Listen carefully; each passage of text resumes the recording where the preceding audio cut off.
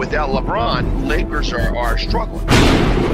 Let me tell you about a team I hate, all right? I know the Dallas Cowboys fan is here, so I had to make sure he knew how much I hate this team. I'm ready. I've often said that the people who run baseball, they try very hard to ruin it.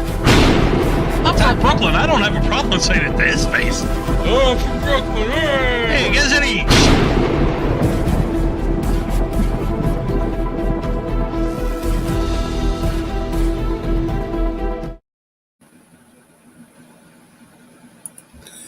This is a presentation of Northeast Streaming Sports.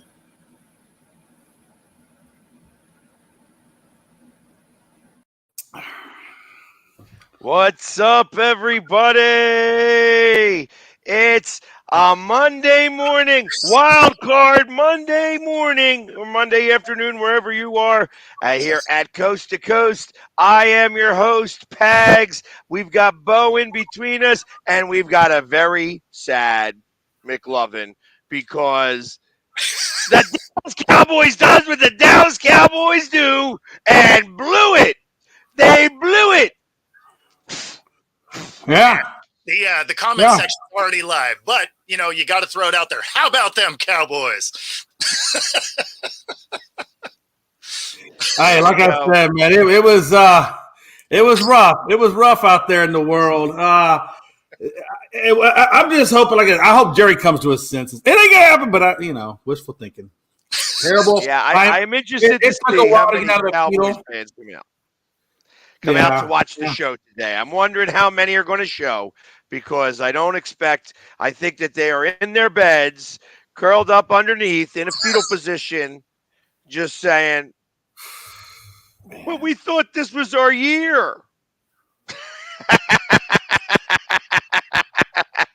I told you I'm not going to do too much. I'm doing it right now, and then I'm ending, because we still got our stuff to do. And even if we lose, I'm very happy that you guys were out first. We played first, so it won't be since we go out first. So, but yeah. Let's start with that one, since you are most attached to that one. Tell me, McLovin, what happened? Well, like me and Bo have been talking about for a hot minute, ever since, I guess, after the first quarter, quite honestly, of that game. It starts, obviously the main problem is always, everything always falls up to the main guy. The main guy being McCarthy, and then, of course, above him, it's Jerry Jones, which both of those guys are, to my saying, they're like synonymous. They're both the same problem with the Cowboys. But, when you go down to a lower level, it really kind of starts to fall a little bit more on that defense. The fact that Dan Quinn kept his cornerbacks, 5-10 yards off of the receivers. We weren't pressuring the receivers. We weren't tying them up at the line of scrimmage. Our point of attack in the trenches was horrible. We got no pressure on Jordan Love. We let him do what he wanted to do, and that's exactly what they did. We couldn't stop the run game. And like Bo said, hey, even though we're playing 10, yards off of the wide receiver, where'd they go? Yeah, they were still looking. They were guarding the quarterbacks. As you saw, like I said earlier, Pag's out of condition. Ass could have got that one dude at the 5-yard line, got that caught. So it is what it is, man. Honestly, I think it started off with that defense, and I think it just kind of manifested itself into more bad decision-making on Dak Prescott's side. There was several times where I thought, he was rushing balls, not paying attention, not reading not reading anything. I don't know what he was doing. He was just all over the fucking place. He needed the pop-up book. So I told you, it was so bad. Look, the game was so bad on all different levels that even the field goal kicker's hitting doinks at the extra point. Not even like 20 yards at the extra point. He's hitting doinks off the. That's how I told Pags. I said it was so bad the water boy ran out of water and didn't know where to find more. That was a 40-yard extra point. Yeah, whatever. 40 yards. So. I'm just saying. Look, this is the same guy who went out all regular season and never doinked a one. 50 plus, didn't matter. That dude just hitting them all over the place. Look, there's no hard wins. It's not like anything was any different. Other than typical Cowboy shit right now is that I don't know. We're not either. Well, honestly, they weren't prepared. The Cowboys were not prepared, clearly. They had no fight. Dan Quinn had the wrong game plan, if there was a game plan. And there was no execution all across the board. Look, this Packers team the Cowboys made the Packers look amazing. What if the Packers were amazing? We were just total ass.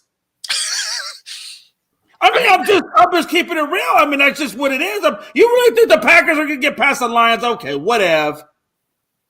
So, there was something about, typically, when a team wins the flip, the coin flip, they defer.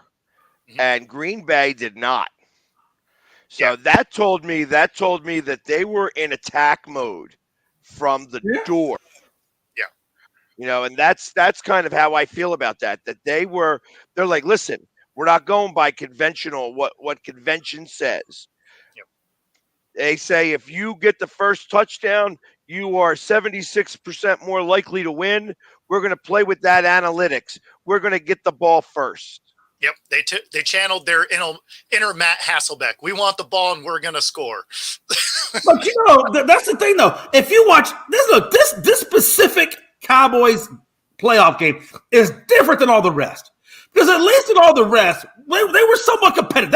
They fought. They might have fucked up. They might have had penalties, whatever. But they fought. Even in the 49ers game, it came down to the last possession, and they were still trying to fight. This game, there was none. There was zero fight. No nothing. No game planning. No execution. No fight. It was soulless. And that's why I'm so discombobulated about this Cowboys game, because at least they had no fight. You saw it right from the first quarter. Right off the rip, they had no fight. And that's why Jerry Jones was even discombobulated to the point where he said, I'm floored. I'm out of words. I don't know what to say. I think Joe misspelled since 1997. Not supposed to say all season. So I know that, Joe, that they're bagging on you. I appreciate you showing up today, Joe. You have been a big Cowboys supporter, and I was unsure if you were going to make it today. I was unsure. So today we start your healing. I don't want to overrated. They just didn't come out to play. Yeah, I mean, they played good football, but they just didn't come out to play at all on any level. That entire team was on the back of a milk carton going into that game. Like, bro, it was like watching the FBS take on the FCS. That's what it was Pretty much. I mean, I was like, what the hell are we doing? I mean, the fact that Belichick, if you hear me, come on, Bubba, let's go. Harbaugh, come on, let's go. 7 or 8, was it 7 out of 8 scores? 7 out of 8 scores. They scored 7 out of 8 drives. Yeah, more points ever scored against the Cowboys in the playoffs ever. Yep. Not just at home, but in the playoffs ever. The first time I've ever really seen Jerry Jones cry. That was also a lot of fun. Because he loves trolling me. He loves trolling me. But you know what I mean? That's the first time I've ever seen that occur. You know what? It was a surprise. It really was a surprise to kind of see how Dallas did not really have the fight in them. And then to go, all right, so you score the touchdown at the half. You get the ball back. You drive down the field, and you kick that field goal. And I'm like, okay, they're doing it. And then to have Green Bay just walk back down the field and score a touchdown, you know what I mean, was kind of interesting to see. It was just like, wow. Like, that was just a wow. Like, how is that even possible? Like, where is Dallas's defense? Well, you could tell Parsons was not feeling it yesterday at all. He hit his hand one time. And it looked like he was about to cry.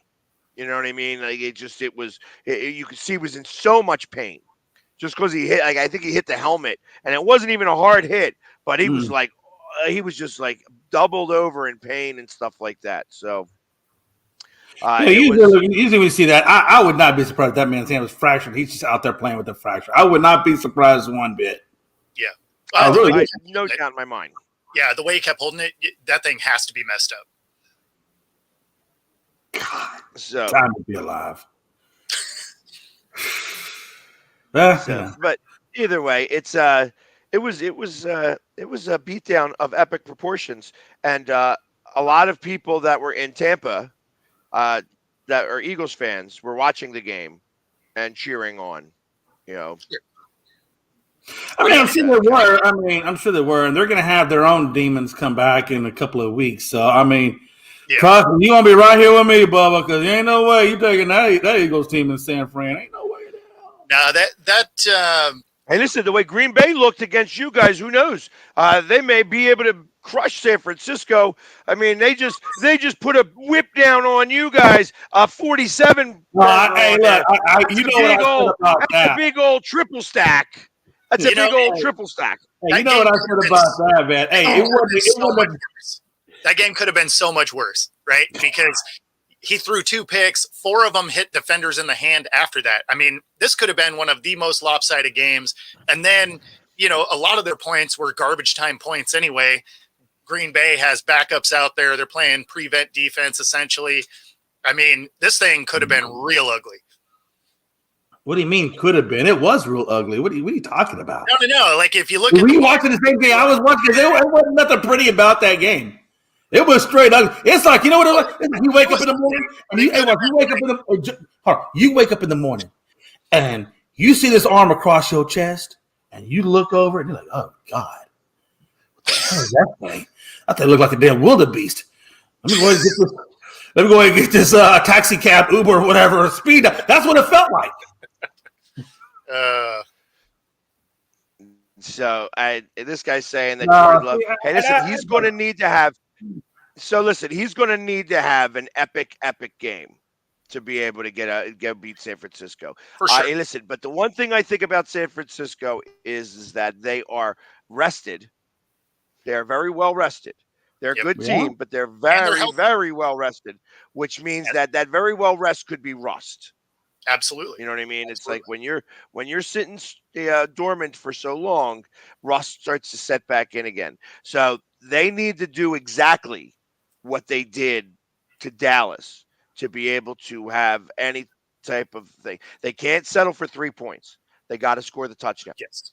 And that's what happened. That's what happened in this game. They scored that touchdown right away, held Dallas, and then scored that next touchdown. If they don't score that next touchdown, they get held to even a field goal. It's a whole different game. But even if they do what they did to Dallas, it's still – see, that's the problem with making these comparisons, because the way Dallas played that game isn't the way San Francisco's going to play that game. I highly doubt for one iota that San Fran's going to go in there and just give them 5 and 10 yard cushions on the wide receivers. I don't see that happening. So even if they do play, it doesn't guarantee them. That's the problem. Dallas made this team look better than what they really are. Come on, let's be honest. The Dallas Cowboys were ass, and we're making it out to be like this is something great, and it's not something great. We just sucked ass. Bad. And when they go up against this 49ers team, they're not going to do that. We see the 49ers, for the most part, pretty damn consistent across the board all the way. You think Chase Young is going to do that? You think Bosa's going to do that? And all the company over there? No, hell no. Come on now. Let's keep some of this in perspective. God. He's a little frustrated today. He is just frustrated. At least you're not mad about it. It's fine. Man, I tell you, I guess it's just you know, Blow. I have learned through my psychologist. There are 3 emotions. You have anger, you have hate, or you have anger, you have love, and you have indifference. When you get to the point of indifference, it's like fuck it, nobody cares. All you have is anger. What are you talking about? I don't care. There's nothing you can say to hurt me anymore because you know why? I don't care. Hate, love, there's the indifference. I am numb from the toes to the top of my head. Don't care. Oh, man. Good stuff. For you. I mean, we were done last week, so it didn't matter. Is there anything else that you want to talk about this? Is there anything else you'd like to say about this game? Oh, no. I've literally bared my soul, my heart. It was a tough one. What more can we talk? I don't know, man. Hey, look. At this point now for the Cowboys, Bo, I told you this. I said the only thing that could come good out of a loss on the first round of the Packers is it's going to force, hopefully, it will force Jerry Jones at 81 years of age to say, you know what? I probably don't have much longer on this earth. I would like to at least have one more Super Bowl before I go deep into the ground. Hopefully, something's going to resonate there. He goes in a completely opposite direction than everything he's done before. Now, does that it's going to happen? Probably not, but he needs to. He needs to. like we were talking about offline, this was the one scenario that makes me think they could fire McCarthy, right? Like if they won or if they lost by like a field goal, I could see them, continuing on. But absolutely getting smacked, I think that is enough to potentially move on. And then with Quinn putting out the worst defense imaginable, like I'm pretty sure you could have Football for Dummies book out there and put a better defense than what we saw. That probably makes it so Quinn isn't the guy either. So who knows who's coming in, but it's got to be somebody that's going to listen to Jerry. So that limits good coaches anyway. Sweet Jesus. I wonder if anybody has ever had the courage to actually say to Jerry Jones to his face, like in his inner circle. It's Jimmy Johnson, and he got fired. Yeah. I don't think anybody. Do you think though, when closed doors, do you think any of that ever gets said to Jerry? Like, bro, you're the only thing keeping this team back. If there is, it's his kid. It's probably the only one, right?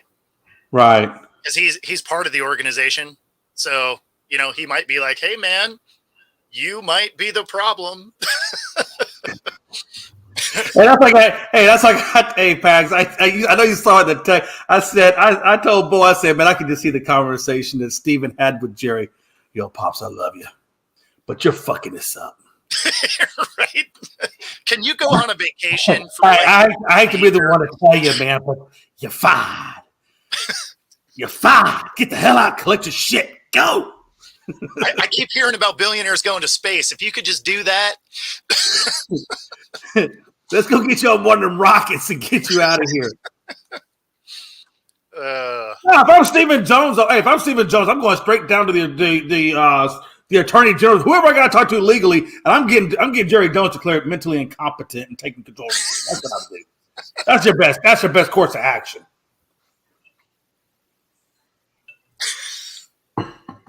You think it'll work? No. Jerry has too much money to make that not happen. Just want to make sure that you were on the same page. But what I'm saying is that would be probably the only way that you could get Jerry, like you said, from doing Jerry-like things, which is basically, finding another guy. Even if he fires McCarthy, finding another guy like McCarthy to take that spot, which is, just perpetuating more of the same shit. That's the thing, is you're not going to get a good coach as long as Jerry's going to meddle in everything, right? Like if you could limit that, then it's fine. But as long as Jerry is Jerry, no great coach is going to want to go there. I get that you get the star on the helmet and, it opens up a lot of doors because of the media attention, but you're never going to win. So I guess it depends on if, the better coaches, they want rings. And that's it. A lot of that though is you're right, because Jerry's putting the wrong people in power, and that's clearly Dan Quinn and that damn defense. I don't know, man. There's so many. Oh God, it's just such. They need to go in there and just clean house on everything that is coaching related, and just rebuild the whole damn thing. Well, yeah, because it's not like they did anything good on the offensive side of the ball either. Yeah, I think Kyle Shanahan was probably eating beignets in the locker room because he ain't calling the plays. So what's Kyle Shanahan what's he really doing over there? Probably not doing the damn thing. Probably over there texting. Probably texting his dad, Mike. Yo, Mike, y'all ever do this kind of shit over in Denver? Well, you know what? I wasn't sure. Yeah, this is I wasn't sure if I was going to do this or not, but I think I am. So this is just for you. I can't even. Oh, okay. No, this is priceless. Oh, is there no sound? Oh, no sounds? No sound. Hold on. Yeah, this is amazing, though. I saw it this morning.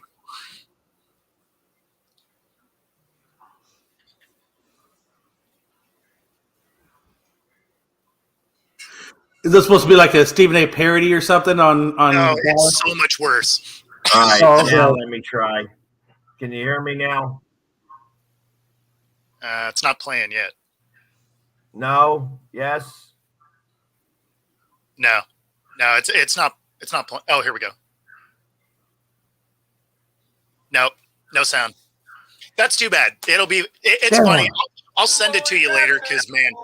Oh, there he goes. I thought I heard it. Oh, no.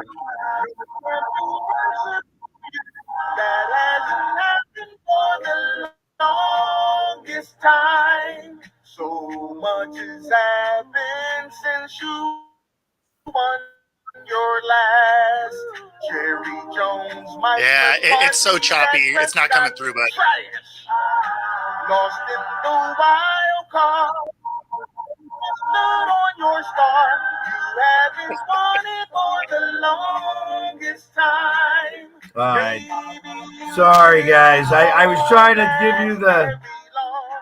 It's amazing though. I'm gonna send it to you because it is hilarious. But you were wrong. I saw that one where Stephen A. was Downloaded, but it didn't work.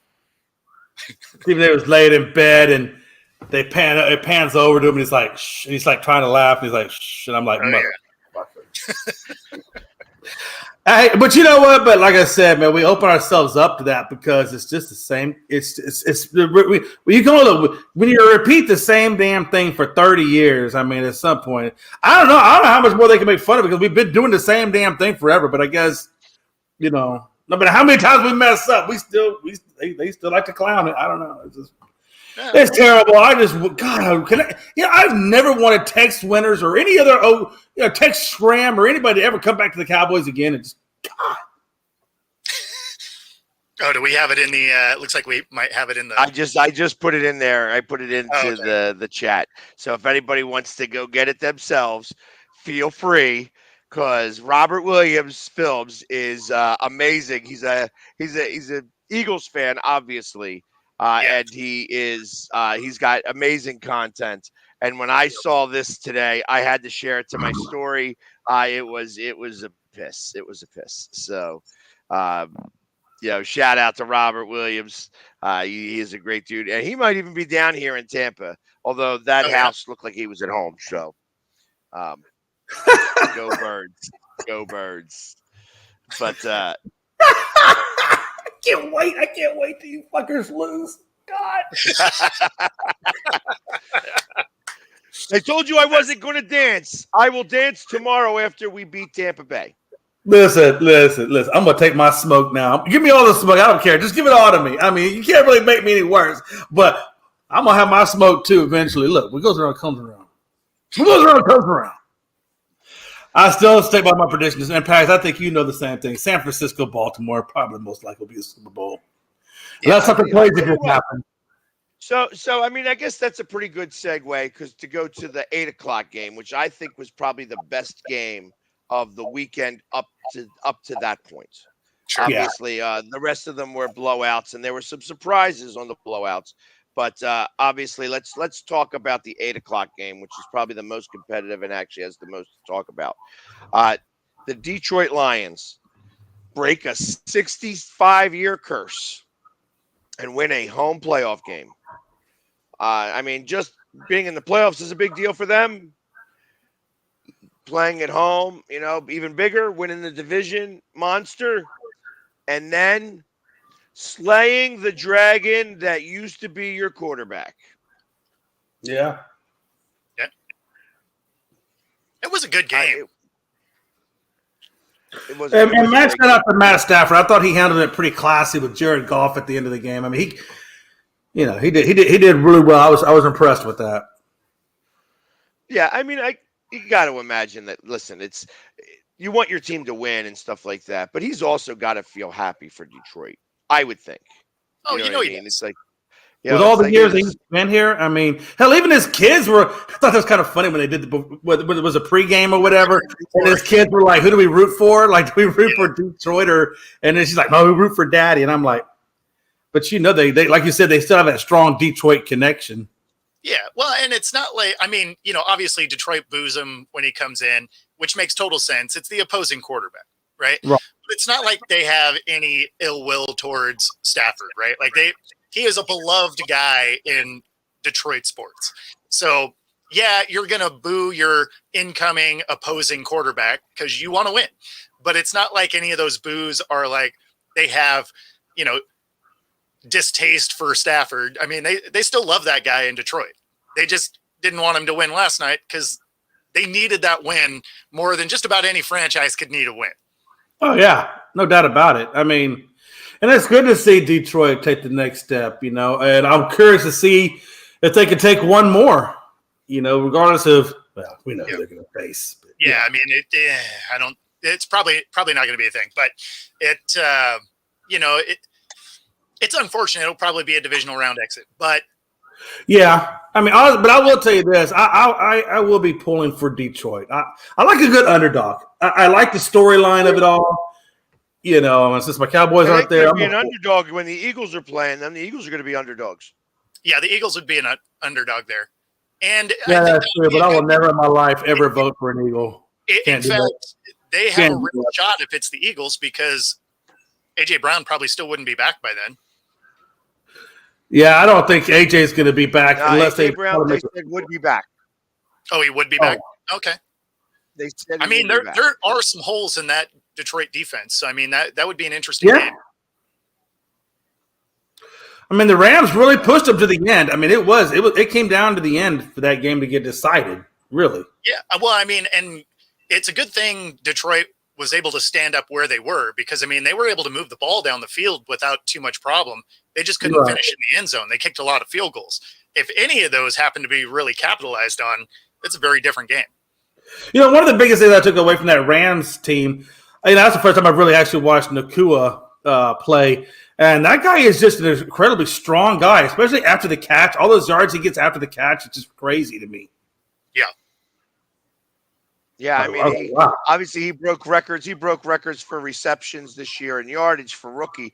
And now I think he owns the playoff records for receptions and yardage in a game for a rookie.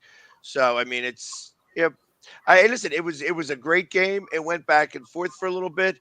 Obviously, it's like the refs were, maybe helping it stay close a little bit. I felt like maybe there were some weirdo calls that typically Dallas would get. Dallas was getting a couple of those calls at some point yesterday. Really strange calls, actually, is what I thought. It was like that one horse collar tackle that wasn't a horse collar was a big deal and helped you guys actually score those 7 points at the end of the half.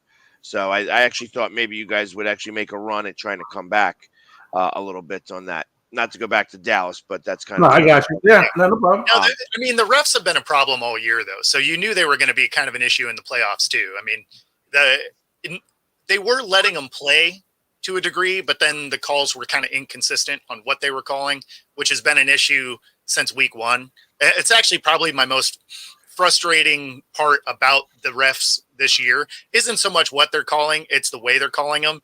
Because there's something that's not a penalty all game, and then as soon as it matters, it's a penalty. Like I don't even care if the reffing crews are necessarily the same, as each other, right? As far as what they're calling or how tight they're calling it, just call it the same all game because then you can. Oh, you want consistency, do you? Okay.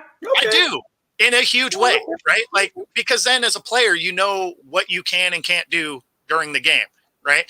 Like if it's different week to week, okay, sure, some refs are going to see things differently, which cool, whatever. But if it can be the same all game so that you can play to where those are instead of, oh, this is a penalty now, but it's not later or vice versa. It's fine all game, but now it matters. It's kind of like in baseball when the strike zone randomly changes in the eighth. You're just like, there's been a strike zone that's been established all day. You're the same, right? You're the same ump. And now all of a sudden we got an extra like foot and a half to the outside. Like, what are we doing? So that's probably the thing I'm most frustrated about with the NFL refs at this point is it's so inconsistent on the way they're calling the game. And again, I don't care if it's week to week. There's a difference because it's different personnel, but at least during the game, make it the same. Yeah. I don't think that's asking too much. I think that's obviously been a subject all season. I know a lot of people have had that issue. I've had that issue too. So, and I mean, yeah. That being said, I will say that it probably only affected it a little bit in terms of keeping it fairly close. Like I thought that there was, like I said, I thought maybe the Rams or not the Rams, Detroit could have scored uh, maybe another touchdown. It would have put it a little bit further out of reach. But ultimately, like I said, I'm very happy for the whole Detroit fan base. I've already spoken to my buddy Ben up in Detroit, and I told him, I said, listen, get your room ready. And if everything goes the way I expect them to tonight, that I'll be up there and hanging out with you on next week, for this game. So the last time I was up in Detroit, uh, it was a great game for us. We scored a tremendous amount of points, and they started to come back towards the end. It was I think the very beginning of the that coach's regime, and he got Jared Goff, and they scored a lot of points. We scored a lot of points ahead of time, and then they came back and made it closer than it really should have been. But it was like a 35 or 42-38 game. It was something very obtusely close and very high scoring. So, and they looked like that for a minute. Like they scored on those first three possessions, 75 yards, 75 yards, 75 yards, went right down the field and scored. And then not to score anymore after that was a big deal for the Rams. The Rams defense started to come into play and really start to, hamper them. But like I said, a couple of weirdo calls. And I tell you, St. Brown is a great wide receiver. He is a great wide receiver. He is. Absolutely. Yeah. Yeah, I mean, he's been a great wide receiver all season. I mean, the guy is just phenomenal. He's fast. He's shifty. He's quick. I mean, it's just great route running. Wow. Actually, right? Is that stat right? Yeah, That's in the amazing. fourth quarter the last Eagles game. That's right. It was 2 years ago. It was opening day. It wasn't opening day. It was Halloween. Actually, it was Halloween. Okay. So it was That's October amazing 31st. I remember. So interestingly enough, he went very close to that this past game. Yeah, in the first. He was 11 for 11 for like 160 some yards and 2 touchdowns at the time. Or maybe it was 3 touchdowns in the first quarter. He went 11 for 11. I remember them showing that up on the screen. So it's interesting that that was the case, that he kind of replicated that.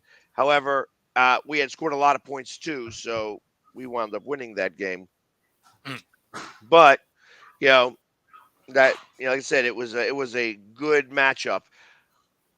It's going to be a very raucous crowd next week in Detroit, whoever they play.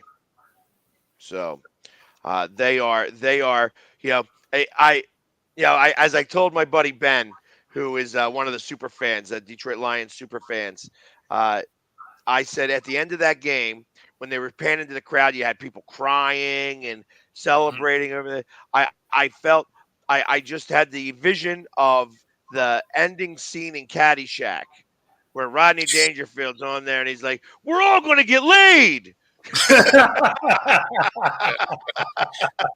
And you're not wrong.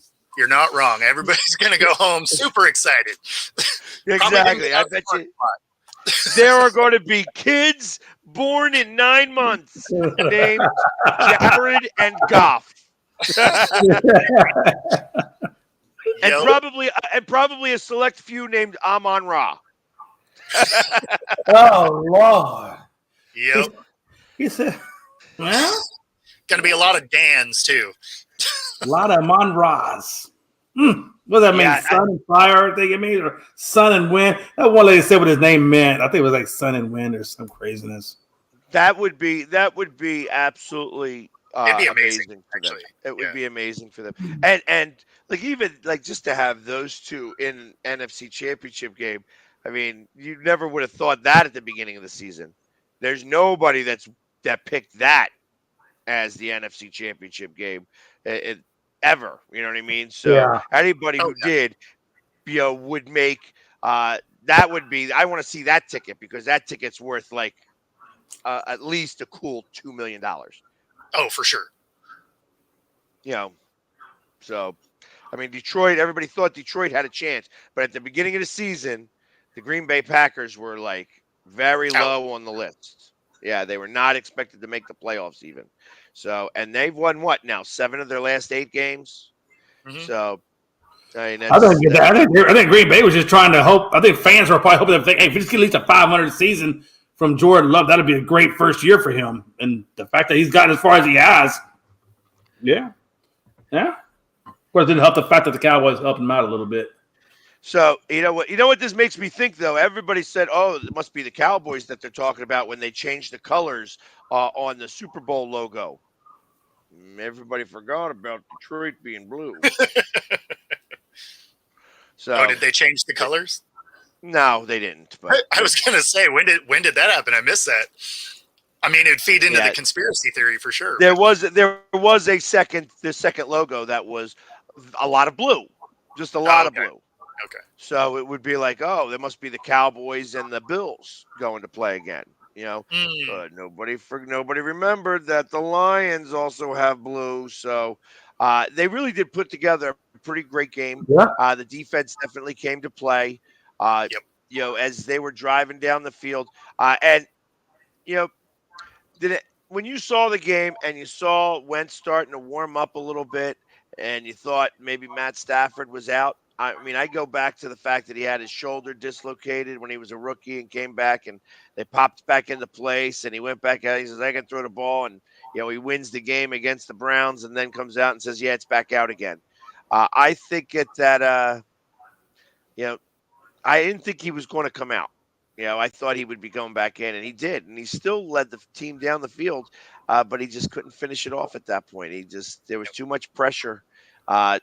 Once they got into the red zone, they really did pressure him, and he just overthrow, which probably had a little bit to do with the fact that his ribs were also really hurt.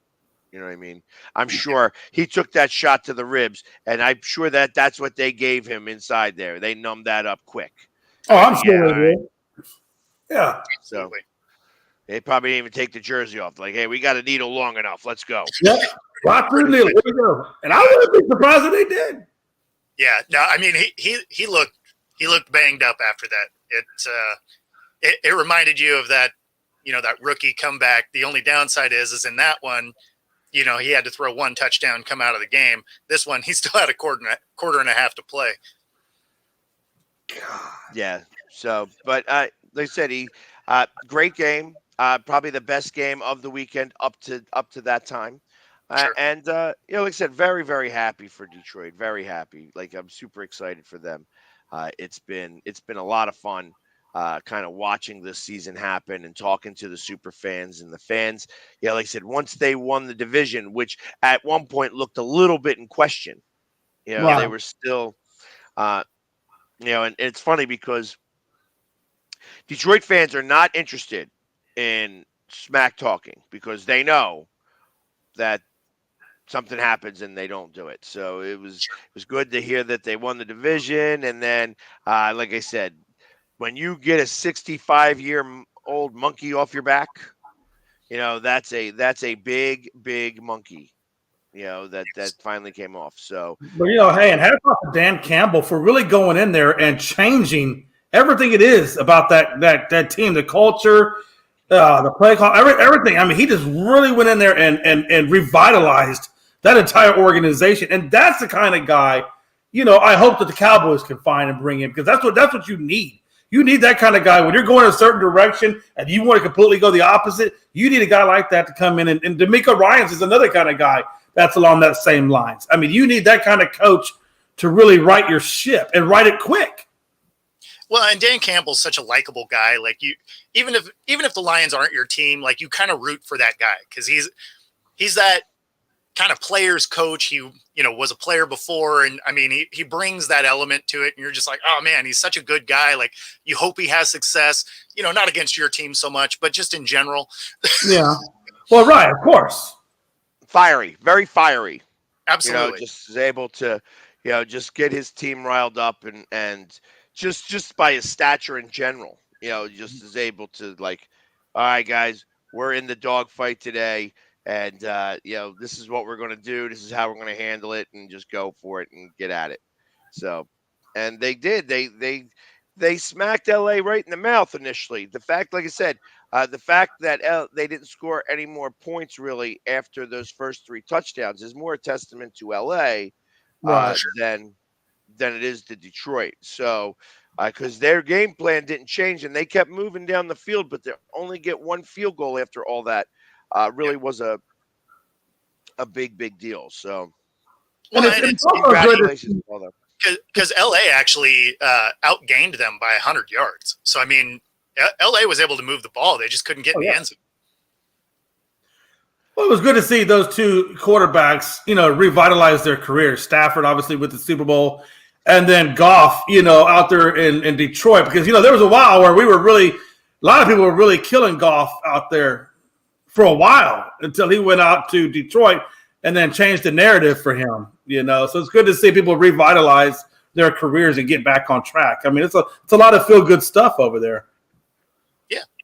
It actually probably brings it back to, obviously you could say, looking back at the trade now between those 2, because I think it was that and they got a first-round pick, which wound up being Hutchinson, was it not? Yeah, no, it was an early pick.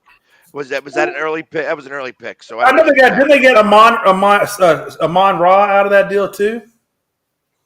I thought he was part of that, one of the draft picks that came out of that Stafford deal. He might have. That might have. So I mean, ultimately, it starts to even the playing field out because the Rams got a Super Bowl from it. Yeah. And now Detroit's finally got their first playoff win because of it. So which is something Stafford was never able to do. Right. That was definitely a win-win situation. Well, I know last night they were talking about, and I remember the Detroit Lions had 3 starters on their team that came from that Matt Stafford trade via picks. So, yeah, they really took what they got from the Stafford deal and really turned it into quite a bit. There you go. From Stat Guy of Unscripted. Says, hey, listen, you look at the 2 of them, they are the exact same quarterback almost. Except that, obviously Stafford has been hurt a little bit. So, but Goff has been doing his thing. And listen, everybody forgets that Goff was in a Super Bowl. You know what I mean? Exactly. And they blamed him for that loss. Truth of the matter was it wasn't him that lost that game. It was McVay. So I remember watching that, after the Super Bowl, and you saw the camera of McVay and Belichick talking, and you could tell right then and there that McVay was going to lose that game.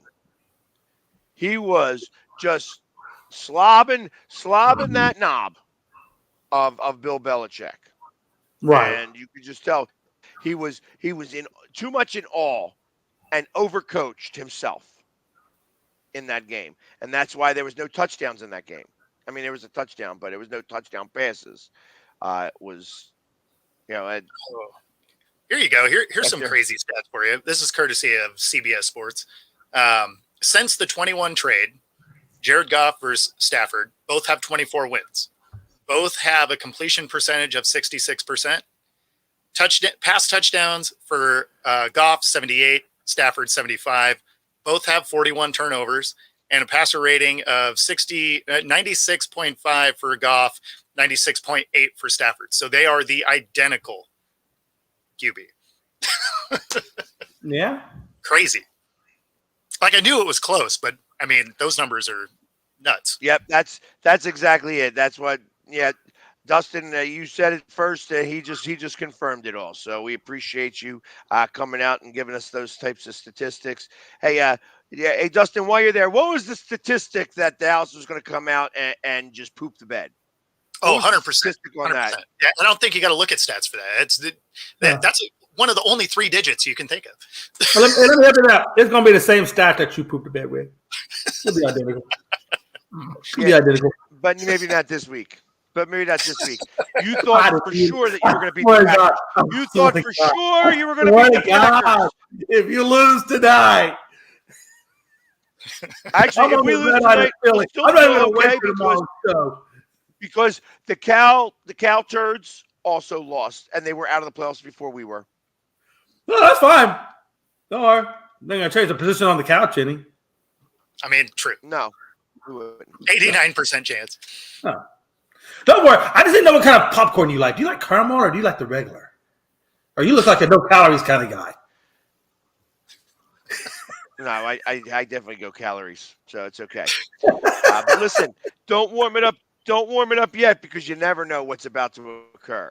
So we may look like the Packers and come out and just smoke Tampa Bay, and then you guys will be like, damn, I got to listen to Eagles fans all the time talking about how they went further in the playoffs again this year. We went further in the playoffs. Christmas, Pags came to me. Hey, where is my seat? Yeah, right so next I to agree. me there. You're already there. Back on the couch. Because that was the last game you guys get to play. Oh, man. Fun. Here we go. I realize they can't get a show from coast to coast to coast to couch. So you guys can be on either side, weighing down that couch. I'm going to take my time getting there. Yeah, I may get there, but I'm going to take my time. I like how he's so optimistic. I may get there. Well, I mean, you have to be optimistic. You're still in it. It's later tonight. We'll see if he's still optimistic. Man, I'm telling you. Oh, I'm telling you. You Melanie, we got to go to church. Got to go there now. I got to do some praying. There's no amount of church is going to help you, kid. Melanie, the meatloaf. The Lord is mighty. He is mighty. He can handle everything. And he is clearly not a Cowboys fan. See, now the bandwagon will switch back up. It'll be like, hey, you know what? Let's go back to my hometown team, since they were able to look like a real team Houston. Instead of Yeah. a real team instead of my actual bandwagon team. You can't say that. No bandwagon ever. Look, I'm here every day. I take the abuse. You don't take abuse like this and say you're a bandwagon. That just doesn't make sense. That doesn't make sense. That makes sense. I'll give you a little bit of a pass there. That doesn't make sense. It does. It does make sense. Because you were dropped on your head, and that's what made you a Cowboys fan. I understand. It's a rating. It's a rating. You have a 1-star rating. Pretty much. And I'm going to ride that 1 star. We'll get that there eventually. You know what is impressive is the Packers have more wins in AT&T Stadium in the playoffs than the Cowboys do. What's the point? There you go. What's the point? It means that doesn't hurt me, man. I know this damn point is past comment. Aaron Rodgers would have said, "We own this place. I own this place." Green Bay can say that they own this place. So, I mean, it used to bother me, but then not anymore. It's all right. Pax, I'm in the land of indifference. I just roll with it. After 30 years, it doesn't bother you anymore. That makes sense. It's 30 damn years. That's okay. And counting, by the way. And counting. Well, it is. You're right. Hey, listen, it is counting. Well, the next year's their year. Hey, you know what, though? Hey, Pax, before you got that one with Foles, how many years did you guys go between championships? I mean, I'm just trying to tell you, all of our franchises at some point in time have gone through years of crap. God knows the Seahawks have. Until Pete Carroll came into life, you guys were the laughing stock of the world. You were the sea chickens for a reason. Yeah, I mean, I'm not trying to be disrespectful, but I'm just saying every franchise has gone through it. Every franchise has. And now Pags, you think Pags is he's going to be able to do it for a while. Trust me, Pags. Oh yeah. 20 years from now, I'll be. I remember as a I'll kid. be 70-something years old. I'll be living with Pags' old ass. Pags, man. Slow down when he's trying to talk. I remember as a kid, 92, Tom Flores is our coach, and we go 2-14. Like absolutely smoked all year. So I mean, yes, I definitely get it. I mean, the damn movie Invincible was built around that shit. We were so focused on the number 12 that we've gone 1 and 2 in Super Bowls. It's some bullshit. Now, I will say this though. Having said all that, I mean, it is time for the Cowboys to right the damn ship. I mean, how much longer do we really honestly need to keep going down this damn path? And I think we all know the answer. We've said it a million times. Is Jerry, right? I mean, once we can get a damn ownership group that will allow change to occur, I mean, it is what it is, right? I mean, we got lucky. I mean, really, Jerry got lucky. He got lucky in 2 ways. He got lucky, number one, he got Jimmy. And then Jimmy really hooked him up with that Herschel Walker trade. Those were the 2 biggest things in Cowboy history that happened that really transformed it. Had that trade not happened, honestly, I mean, as good as Jimmy Johnson really is, if that Herschel Walker trade didn't go through, I don't know how much he would have even done with the Cowboys, honestly, because that really was a lot of star players came out of that trade. Well, that Herschel Walker trade is what you're talking about. Yeah. Yeah, that was obviously it was a big deal. You know what I mean? And you got to think about it for a lot of different reasons. You think about, you know, Jimmy Johnson, when he left Miami, he was married. He had a wife. And, you know, it's funny because they obviously you don't ever talk about somebody's personal life. But he said, hey, honey, I just got hired in Dallas to be the Cowboys head coach. She goes, oh, are we moving? He's like, no, you get to stay here. I'm leaving you. I'm taking the job and running. And he divorced her. He left her behind. He left her and said, hey, I'm taking this job. I can't have you as a distraction. That's a real thing. That is an absolute real thing. So, I mean, it's interesting, you know, like, because ultimately, there are always, I mean, we're human beings, so there's always different things that are going to get in the way of our goals. And he took that to the nth degree there and says, you know what? You know, I need my full attention, which means bye. Yeah. That is crazy. That's crazy. That is absolutely crazy. I mean, seriously, I didn't even know that. I mean, that's crazy. Yeah, I mean, it's like I had heard that a long time ago. You know, just that. I mean, he was like, you know what, God, I want to be fully committed to this, and that means I can't be fully committed to our relationship anymore. You know, and yeah, he didn't give her the opportunity to be supportive. He just said flat out, "Damn, see ya." Yeah, peace out. She probably said, "Okay, well, just give me a little bit of that money, and you know, whatever." Oh, I'm sure that they're. Hey, listen. Yeah, that's like you know, hiring a lady of the night. You ain't paying for the service. You're paying for her to go away. Pretty much. No, you're right. That's true. Wish I'd have done that about the wildebeest, but yeah. Oh man. So does that mean she left him? She's like, no way, I'm a Cowboys fan. That could have been. She's like, that team sucks.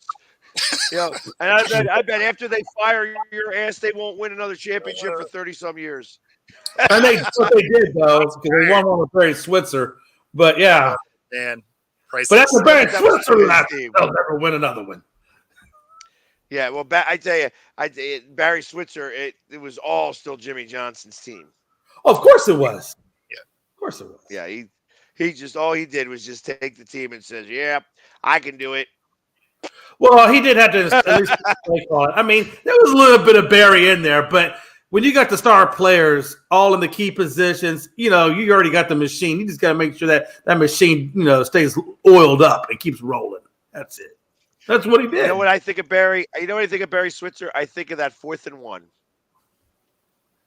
where we stopped you and then we stopped you again. The phantom timeout. Yeah. He stopped him again. That's when you knew you weren't going back there again. And then who was next? Wayne Kiffin? Was that the little short punch? Oh, you mean the guy that took over coaching after he left? Are you talking about the Cowboys? No, I think it was who was that dude, man? Fuck, it's the been little so damn punch long. ball with the great curly hair. Or maybe he was blonde, who knows? No, it was Campo. I thought Dave Campo had the reins for a while. And then after Campo left, it was it Biles and Browse or whatever his name was. I mean, and then Wade Phillips had it for a long time. Jason had it for a long time. But yeah, I mean, the head coaches haven't been as much as the amount of quarterbacks we've gone through. I mean, from Quincy Carter to Drew Henson to every Tom, Dick, and Harry, they could slide up in there until they got to.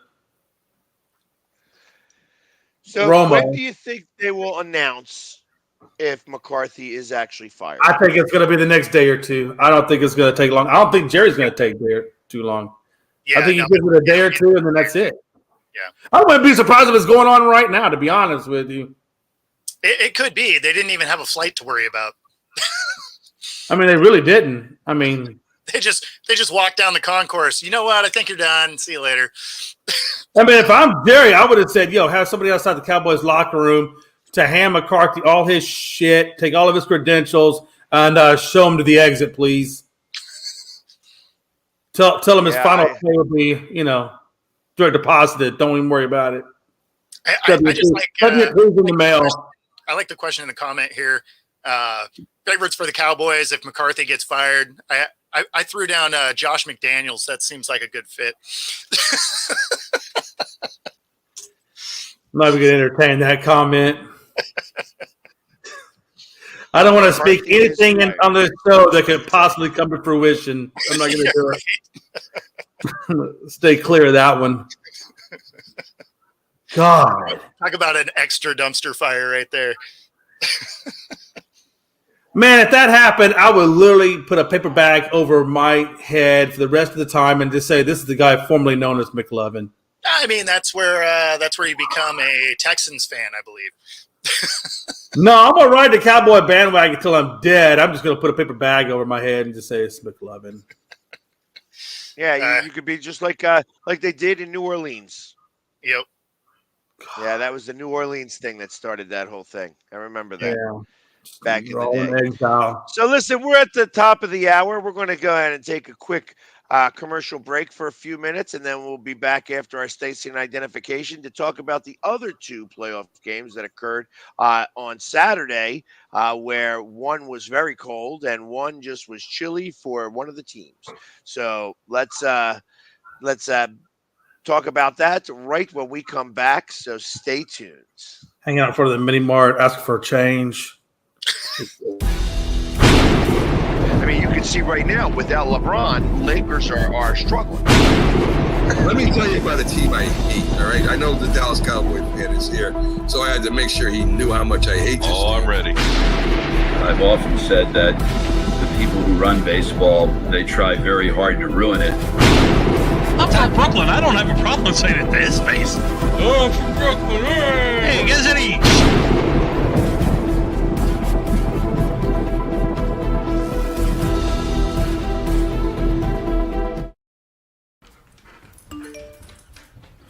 Trisha's having a sleepover tonight. Can I go? I wonder about Lucy's friends. What should I say?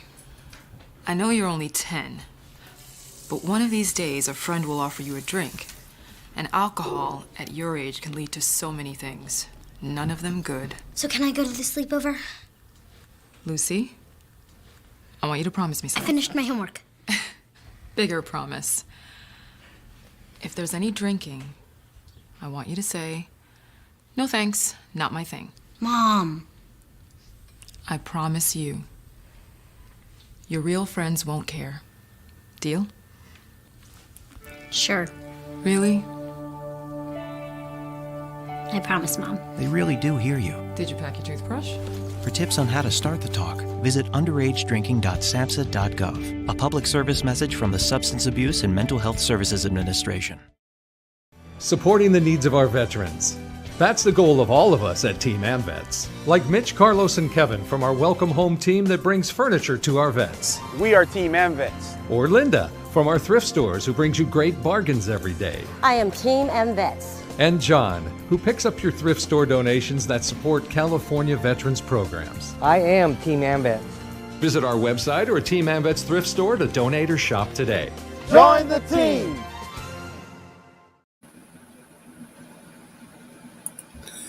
This is a presentation of Northeast Streaming Sports.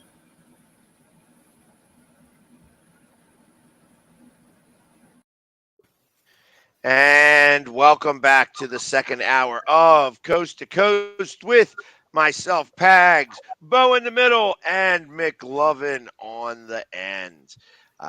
As I said before, there were a couple of other games that happened this weekend. Starting on Saturday was game number one. Quite possibly the biggest surprise. Well, no, not the biggest surprise because that was the Cowboys getting their butts handed to them. But the second biggest surprise being the Cleveland Browns having their butts handed to them. Against the Houston Texans.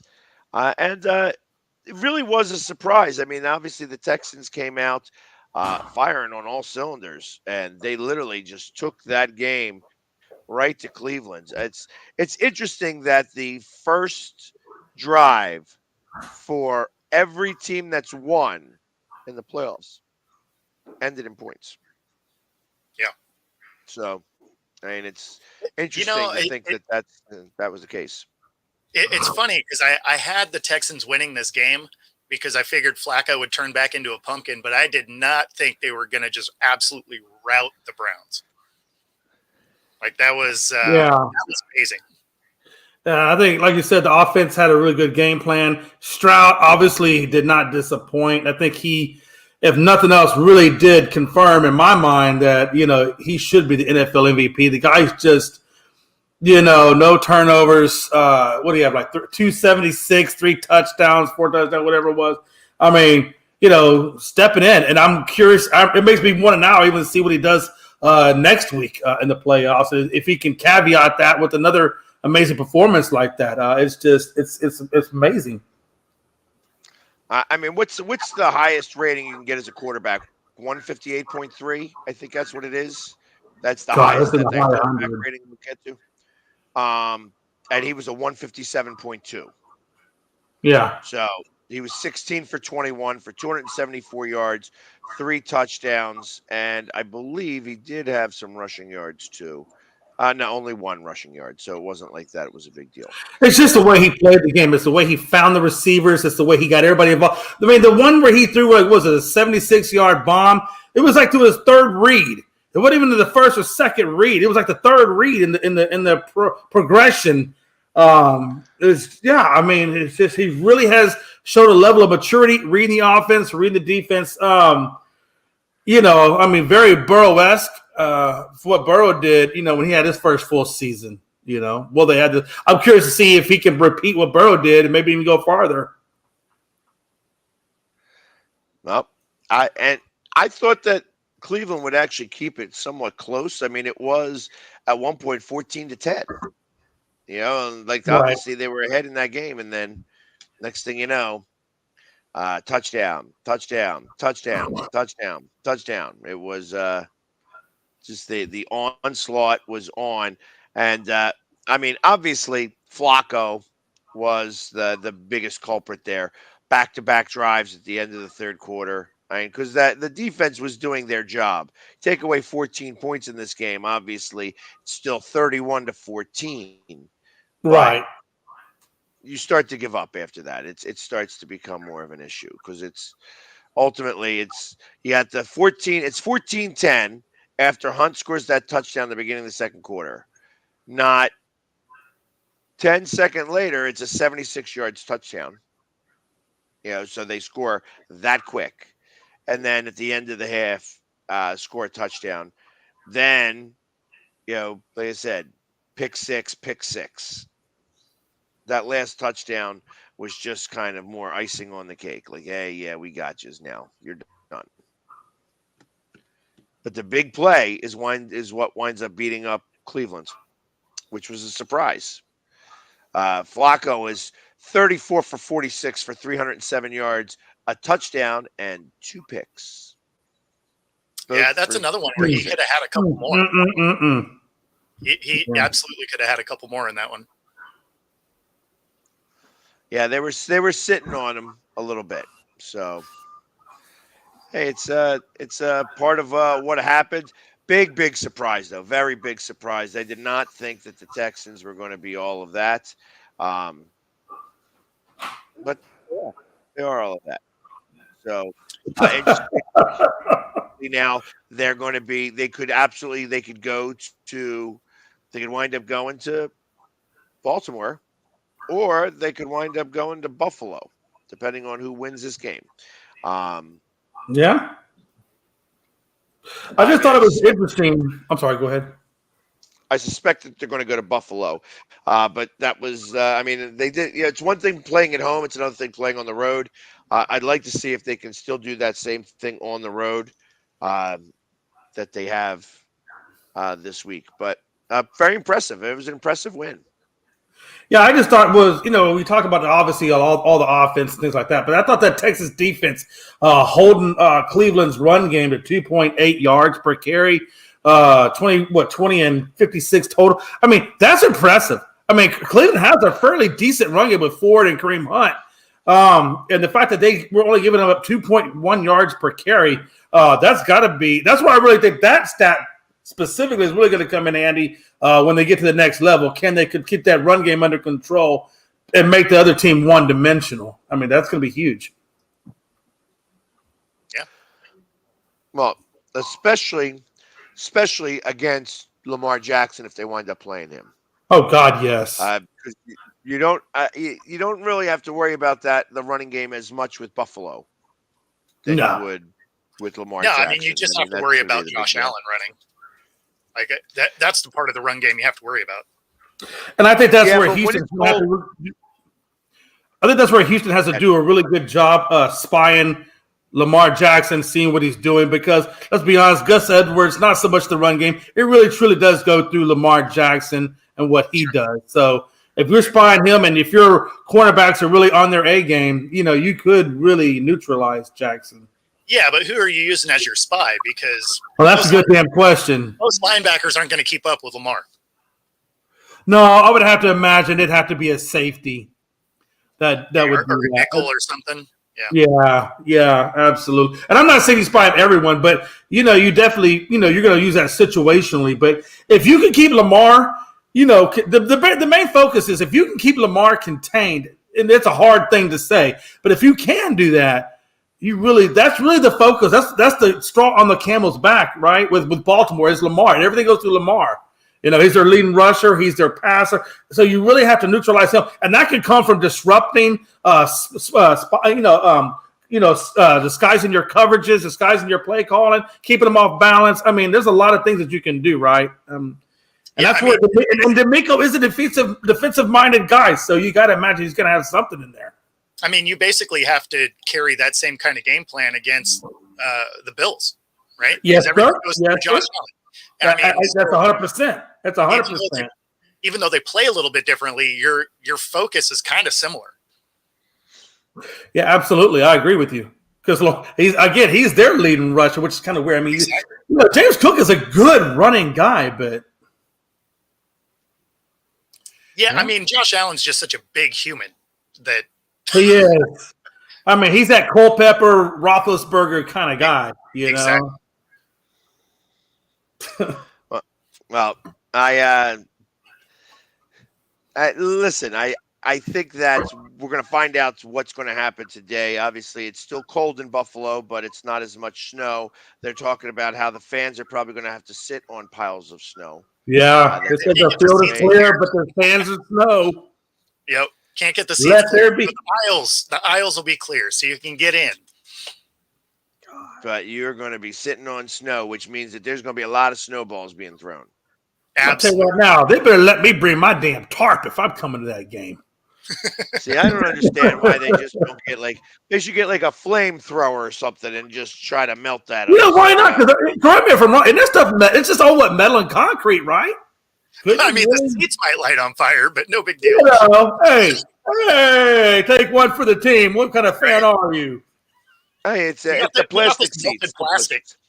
Hey, you gotta do like we did back in the old school days when we went to high school games and didn't have the backrest. You just come in there with your little seat, your little flip up little seat. There's no legs. It's just a little flip seat. And you set that. Hey, it's simple. Put a little tarp down. Put your seat on the tarp. Call it and put a whole bunch of other things in your hands to keep you warm, and you're good. You're good. Come on. What are you doing? Come on. All I know is like, that you know who was born in the 70s because Pags knows damn good well what I'm talking about. I'm pretty sure he still has his Eagles win. But yeah, that's what we did back in the 70s. Yeah, sure did. No, that concession line is going to be long though because people are. Oh hell yeah, Jesus. Well, I don't know. I mean, I guess you must have a lot of money for you to concession like this. If you go to the Texans or even down, they are expensive. Them beers. They are here in Seattle too. Yeah. You're paying $12 for a beer.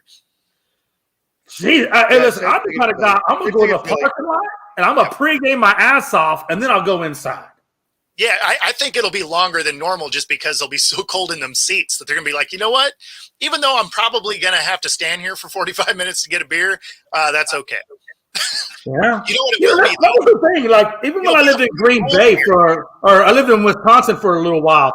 And I can't tell you how many Brewers games and Packers games we went to. I never made it in the stadium. It was just straight tailgating the whole time. Yeah. So here's a little thing. There's a little thing real fast while I have his thing up there. So Captain Jack lives in Tampa Bay, and he's a Raiders fan. Okay. And he wears Raiders gear. He's going to come in his a little bit of his Raiders gear to a Buccaneers game and sit with me today. That's awesome. In the front row. So I'm gonna be sitting next to a Raiders fan for an Eagles Bucks game, which is awesome. So that will be hard to find. I guess right up in the front. Pirates, right? Pirates or pirates. That's what I said. I said I got to get you a towel that you could have on there. So when they raise the flags, we could raise up a green flag for the Eagles. So I'd have me a long lighter and light that fucker on fire. Yeah, you get kicked out before it even starts. Hey, you know what? Hey, but you know what, Bo? It'd be well worth it. Hey, you know what? Get back on the couch. Get back on the couch where you belong there, McLovin. Hey, get back on the couch.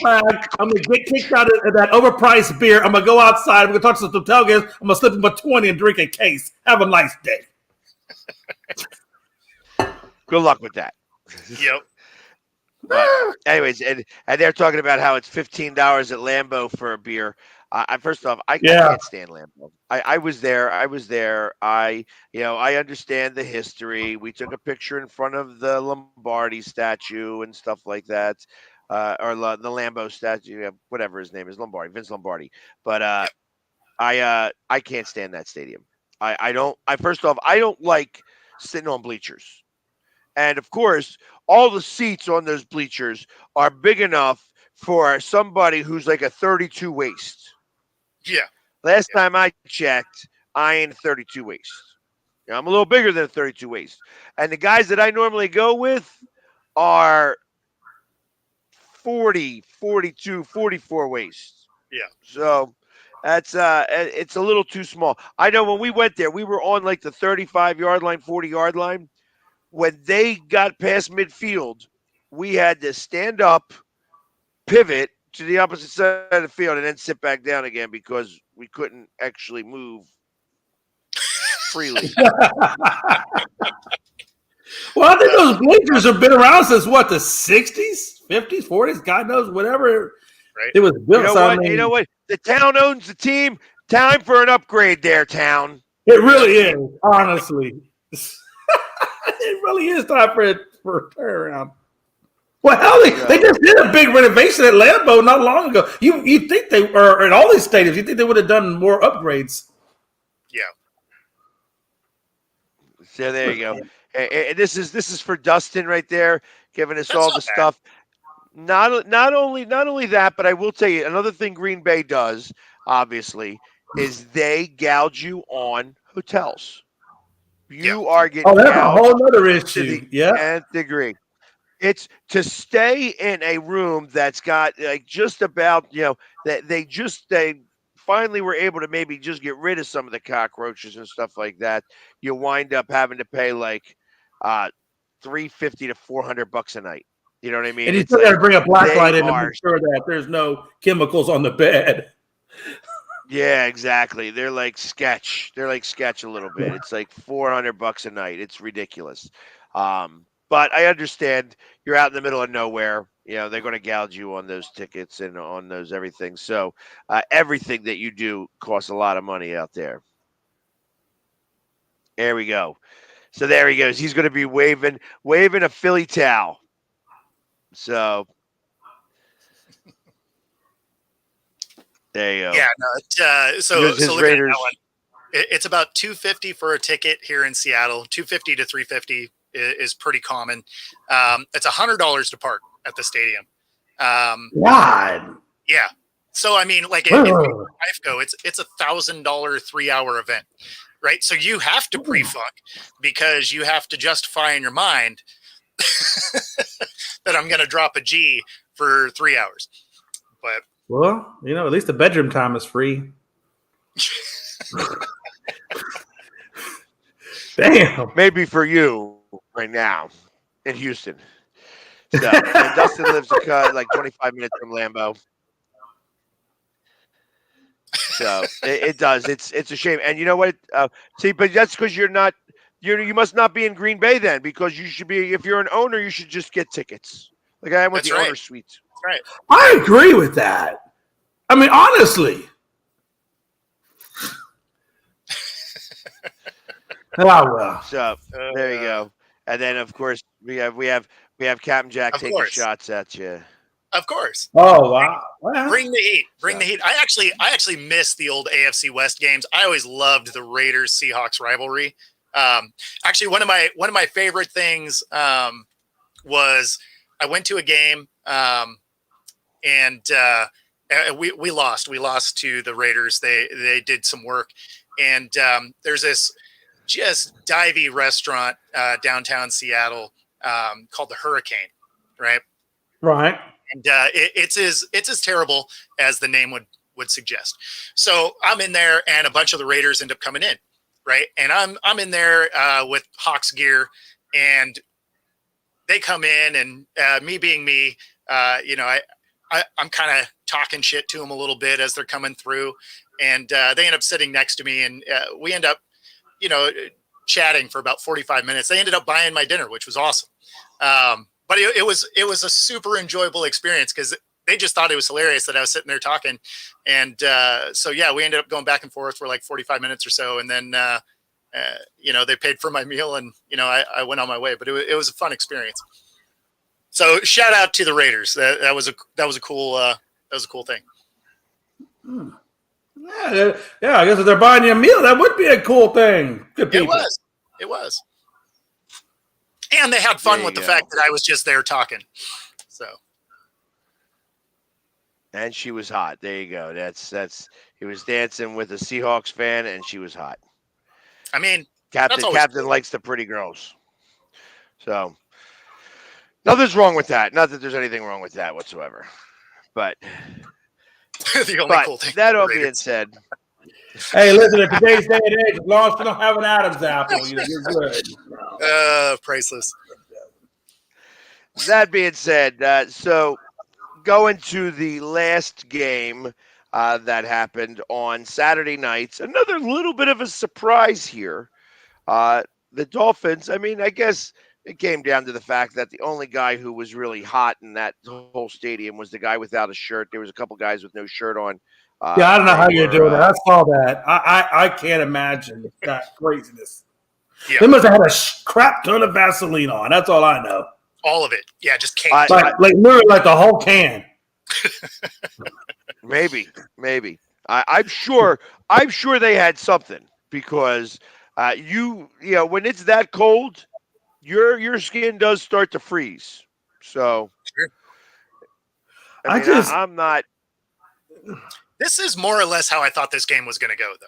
Like I really didn't think Miami had much of a shot here, just because it was cold, and with beat up receivers and relying on them being able to throw this absolutely frozen football.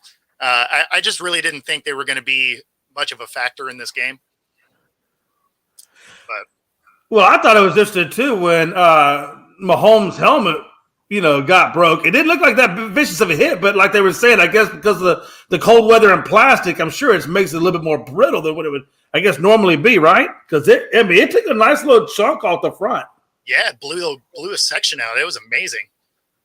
So I spoke to Hollis Thomas. Obviously, I do a lot of travel with him, and he had told me about a time where it was so cold at one point that somebody's helmet broke in half off of his head, so that the temperature does affect these helmets in a pretty good way. And he actually had one play with the helmet broken.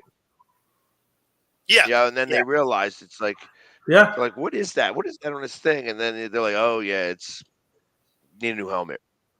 I mean, on the plus side, at least quarterbacks always have that second helmet that has another set of comms, right, in case one of them goes down.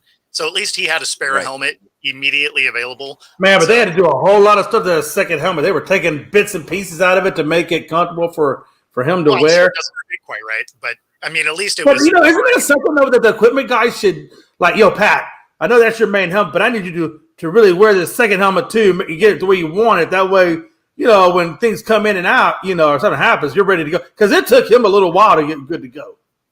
You would think that would be something they'd have already worked out.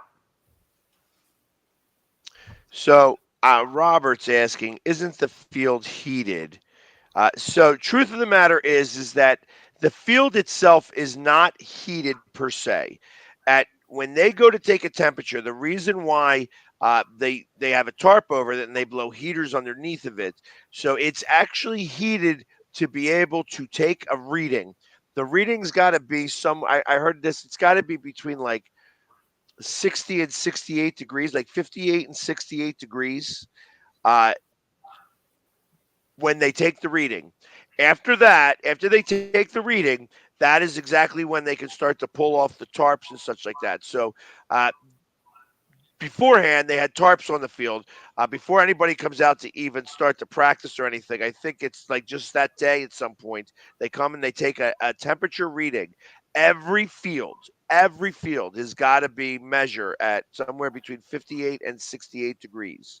So, and then they can go back and then they can take the tarp off and then it's good to go from there. So, that being said, when it's that cold and you have it heated up, it actually freezes faster.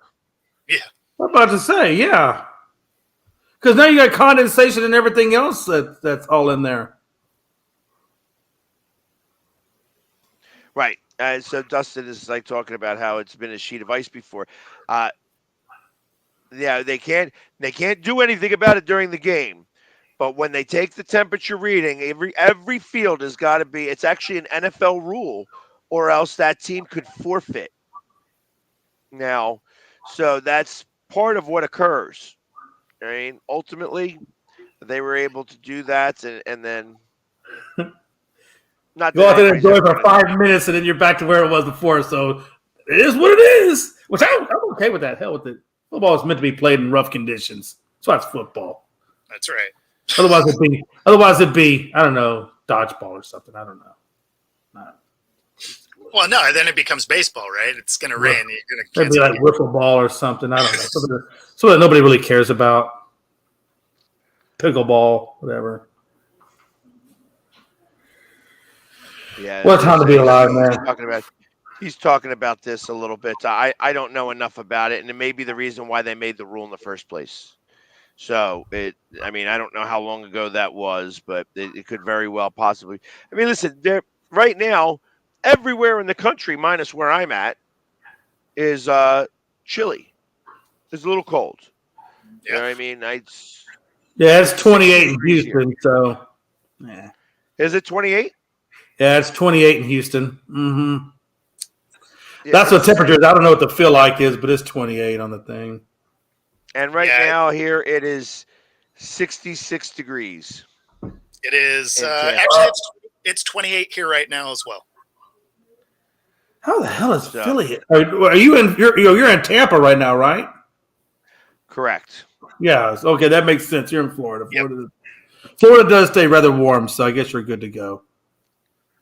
Yeah, it's actually it's not supposed to get down to 40 in the 40s until Tuesday night late. Are they still predicting Wednesday, all that rain? Are they still predicting all the rain there? So it looks to me that the rain is going to stop around 6:30, 7 o'clock, and then there shouldn't be any more rain. Oh, okay. But we'll see. So it's going to stop just before game time? Just before game time. Oh. Okay. So anyways, Chiefs beat the Dolphins 26-7, stays under, of course, as we thought it would be because it was going to be too freaking cold. Actually, I kind of thought that the Dolphins would show up a little bit better than they did. They didn't. And that's that. Yep. So yeah. That's next level. I thought they were going to show up. They didn't. Moving on. You can see it really affected. Tua was not playing well at all. All of his balls were way off target. I mean, he had like no accuracy for any of it. Whether it was a screen pass or not, he was still, throwing left, right, or over the guy. Just could not find a target to save his life. And I guess he had gloves on both hands, and maybe that's what was affecting him. I don't know, but he could not. He was just virtually ineffective at all. They should have just deflated some footballs. He wouldn't get in trouble for it till next year anyway. Pretty much. Just take a page out of the old Tom Brady book and let's go. And you know what? Here's another thing that I'm trying to figure out because it's been a while since I've remembered this occurring. When was the last time that all four division winners made it past the wild card round? I don't know. I feel like now, I guess it probably happened easier. Yeah, I'm sure it happened easier when the first two teams had a bye, when the first and second seed had a bye. But even then, I don't remember a lot of times where all four teams held serve. Yeah, and that's what you may wind up having. The Chiefs usually had a wild card sneak in. Yes. So, but the Chiefs potentially, with Buffalo winning, will have to go on the road, and it would be the first road playoff game for the Chiefs in Patrick Mahomes' history. Interesting. It is. He said it happened in 2020. 2020, I don't count 2020 because of the bubble action. Yeah, that was weird. It was the whole COVID thing. But it may have occurred. It may have occurred. It seems like it was a long time ago that there has been. So, and Captain Jack saying that the rain is coming between 7 and 8, but it's supposed to be dry for the game. So I will not look like the Tin Man by the end of the game, which is I'm happy about. Because if that's the case, I tell you something about the silver makeup. If it gets in my eyes, it looks like I have silver eyeliner on. I can't get it off. It takes 2 days to get it off. Oh. So, yeah, those. It's a price of fame tags. I don't want to hear it. Man up, guy. So what you're saying? Don't worry. Is I would still be here tomorrow. I would still be here tomorrow. So if it does rain, you got a little silver makeup on. That's all. No big deal. You're gonna look like a hot mess on camera tomorrow afternoon. Yeah, maybe I may have to put on dark eyeliner just so that it hides.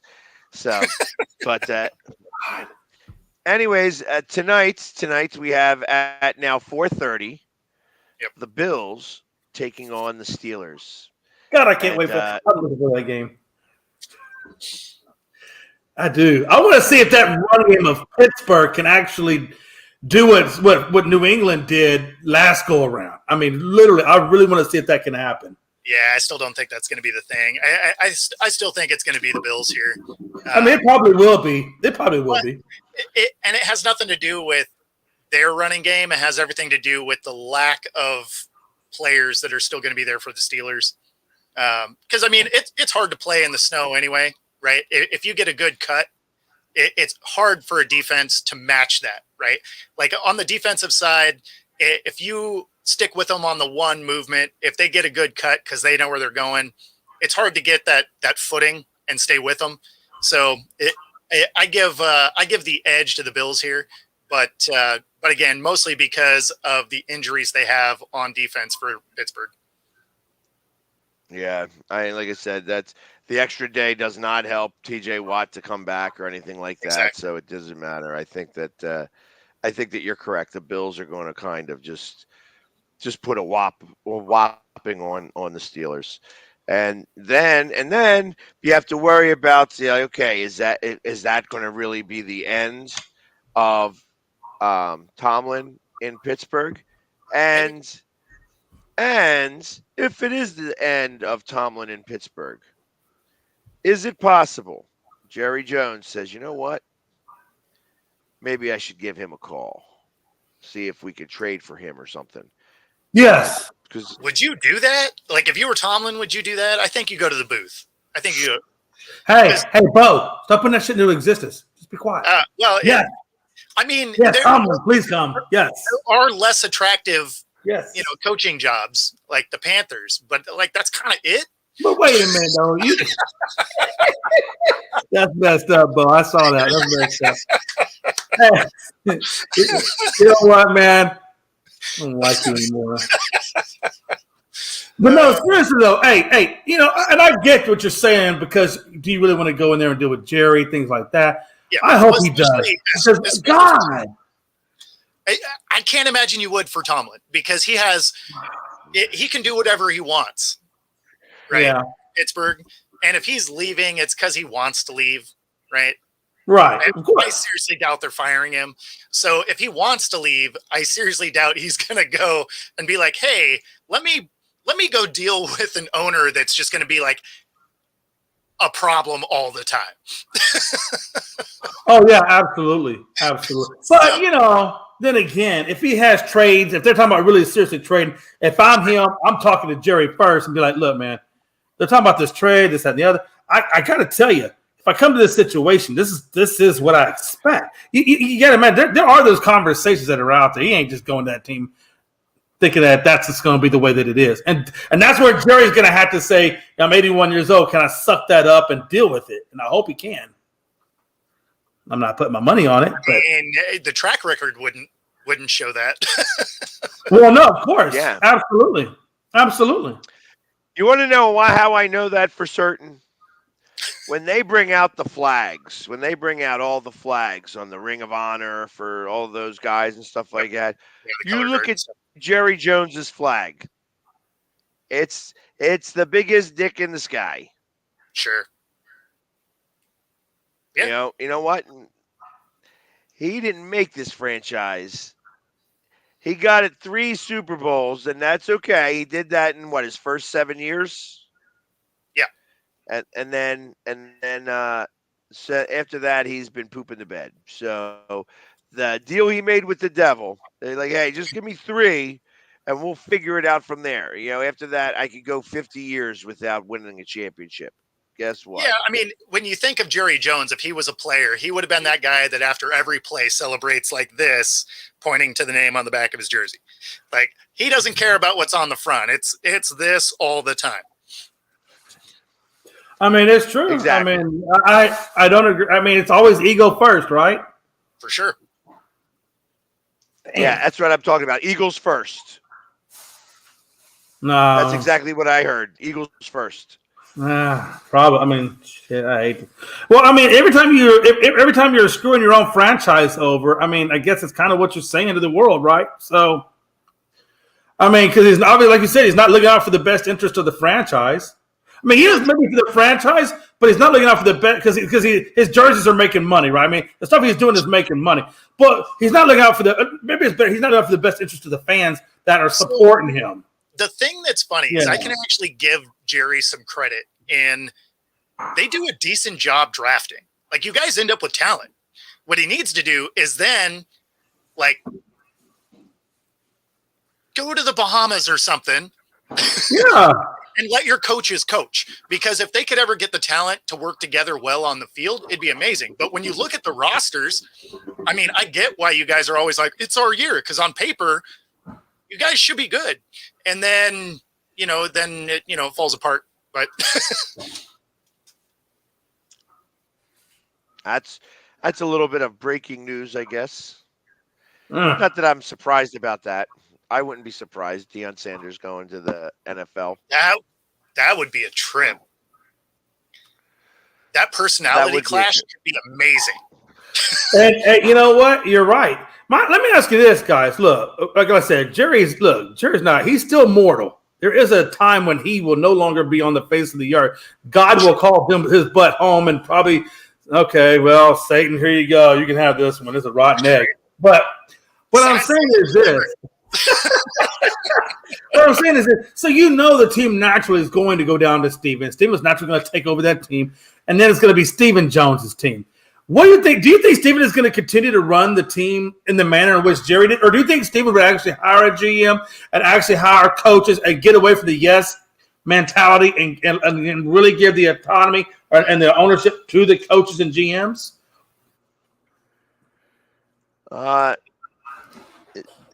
Dustin, that's not – I mean, I don't know. Maybe you misspelled there. Seattle and Pittsburgh aren't even in the same conference. So what I'm looking for is like all four teams to have held serve in the conference.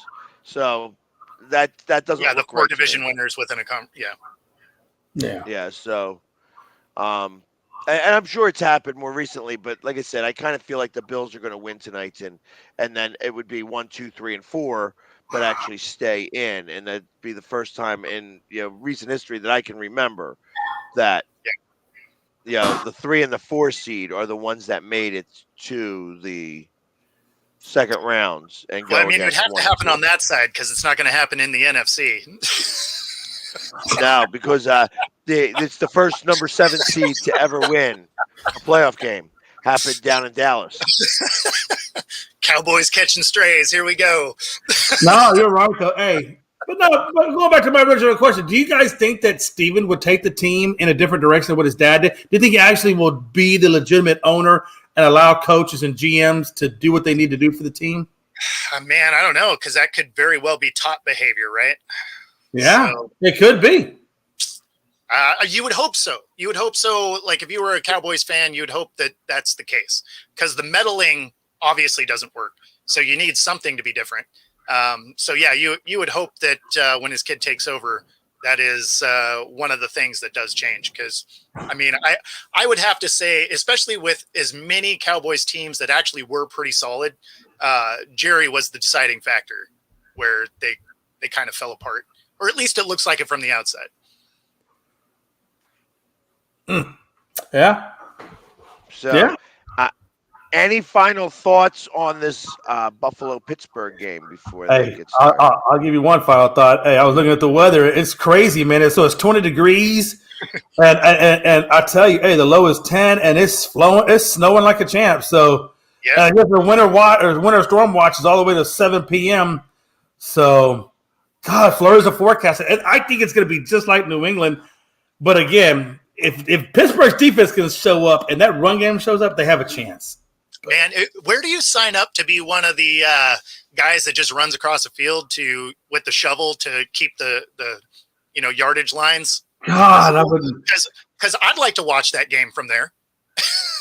Oh man, you know what? Hey, listen, I would be so bundled up, it'd be ridiculous. And if you want me to shovel one line, I'll shovel one line. No big deal. I'll be the best line shoveler you ever saw. Exactly. Just run it back and forth. Oh, look at that. That's a big one right there. Your hometown has got more playoff wins since coming into the league than Dallas. And again, I got to tell you, Doesn't look, Bo, look at this. Straight indifferent. Straight, watch it. Doesn't even affect me. Straight indifferent. It doesn't affect him, and yet he's had this weird hand twitch going on all throughout the show. What's it? Oh, for the longest time. So good. Oh, man. It's okay. I can't wait because I want to put that same meme when his ass goes. It's all good. No worries. No, I was dying when I was watching that. No, it's good. I'm gonna watch it as soon as we got the show, but it looks like it. I mean, I got the gist of it right. It looks pretty damn funny. It is hilarious. It is hilarious, especially when he does a lot of Dallas Cowboys parody songs. So it's he did the Piano Man. Yeah, that was a great. That's gotta go check out the rest of his Piano page. Man I've ever heard. So yeah, Robert Williams Films. Definitely go check him out and give him a follow.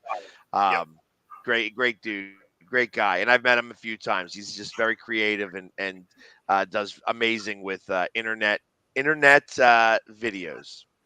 So, hey, 7 degrees is the feel like temperature in Buffalo. 7 degrees, and it's got a 14-mile-an-hour wind.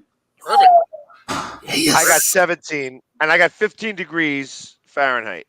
That's because you're looking at Samsung crap. Go get your American phone. Get your iPhone. Did you just say that? Yeah, exactly. An American phone and iPhone? Yeah. Hey, the sweatshops are in China, by the way. That's the made in China. sweatshops are in China where they make them. So, yeah, you proud to be an American with a Chinese phone in your hand? It's literally right next to the Nike plant. Exactly. No, that's not true. Nike's in Korea, I thought. I thought the Koreans making Nike crap. Nope. Hey, nope. I kid you not. Hey, listen, I was stationed in Korea for better part of about 6 months. And one thing I learned about Korea was you can get super cheap Nike crap. It just has defects in it. Like, it won't be Nike. It'd be like NIK. Oh, so it's knockoffs. Yeah, welcome to the swap meet. No, it's Nike crap, but it's stuff that they get made right, so they ship it over, or they put it in these places, and you can buy it super cheap, whatever. Yeah, you can already do that. It's called Ross. Yeah, you're right. You know what? That's where all the defects go. That's why his shirt, like, it'll hang kind of weird. I'm like, what is that? Like, what is wrong with this? I feel so unbalanced. Why am I taking this Under Armour, not this one? I don't get it. Headed back to the last football game to talk about, since it's happening at 8 o'clock, and I will be going to it. I know you guys will both be watching because you guys be texting back and forth, and Jay will be like, "Oh, I wonder how Jamie is today, and make sure he's okay. How Pags is feeling." And I tell you, I'm going to be feeling pretty good when everything's done.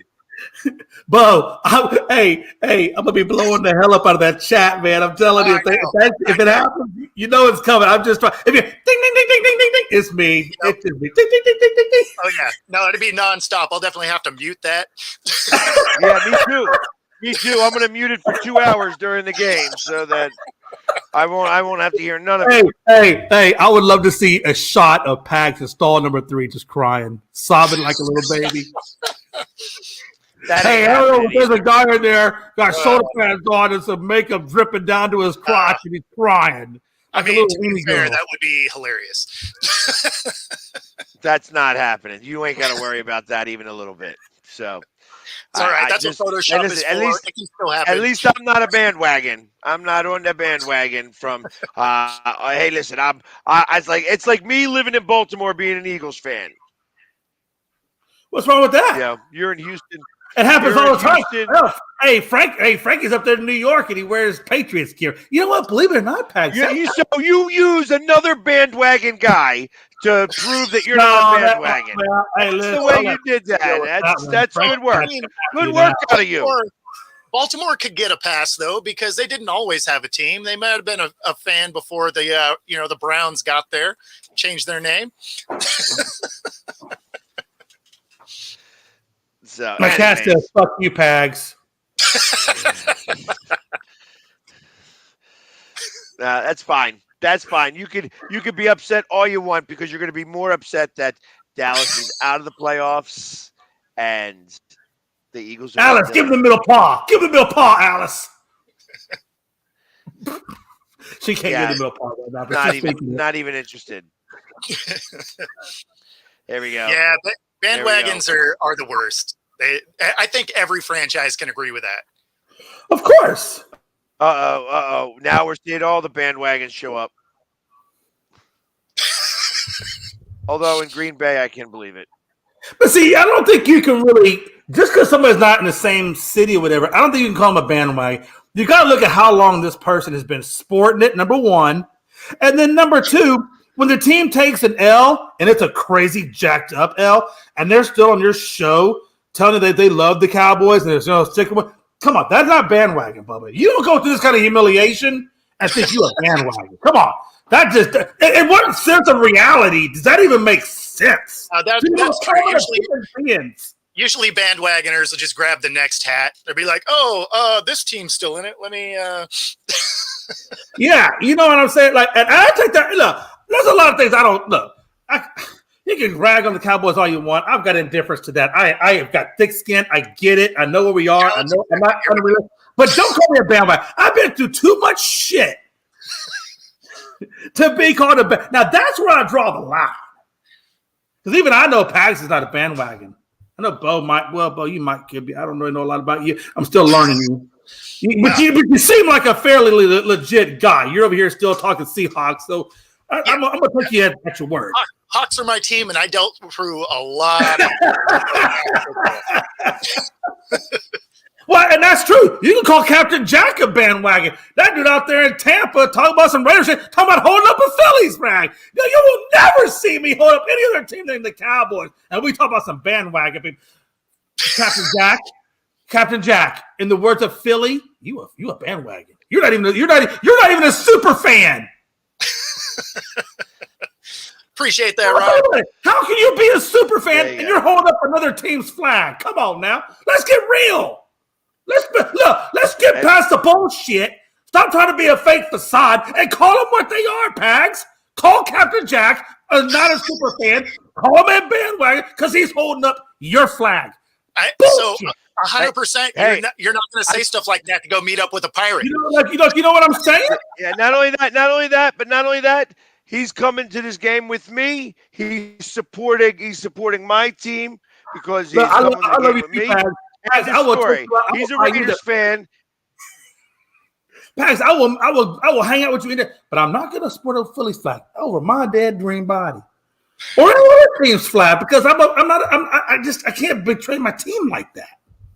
I won't even make bets where it says, "Hey, if you lose this bet, you got to." No, I won't even do that because I'm not going to put myself in a position to betray that for which I love. I've gone through too much crap with this team.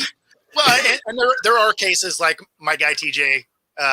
He's been all over the place, and he's a Raiders fan. So I mean, just because you don't necessarily live there anymore doesn't mean you can't like a team. No. See, but we all know that. I need to hear when it comes to that. I'm busting his balls about bandwagon because I'm busting his balls about being a bandwagon because ultimately I know it gets right underneath his skin. Yeah, well, there is that. It is right underneath it. I love the Cowboys. I love the Cowboys, even when they stink so badly and get their butts whipped by Green Bay. And now I got to go sit on the couch with Bo. All right, we'll save you a spot.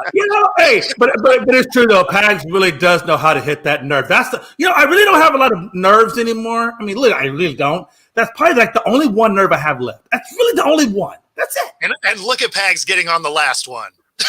Exactly. I'm like jumping on up and down. Like, yeah. Hey, but that's okay though. I'm not poking the bear. I'm stabbing it with everything I got. But you know what they say though, bro? It's only because he can do it right now, so it's okay. Because whether it be this week or next week, he'll be right there with us, and watch this. He'll be like this. Watch this. Here he goes. Ready?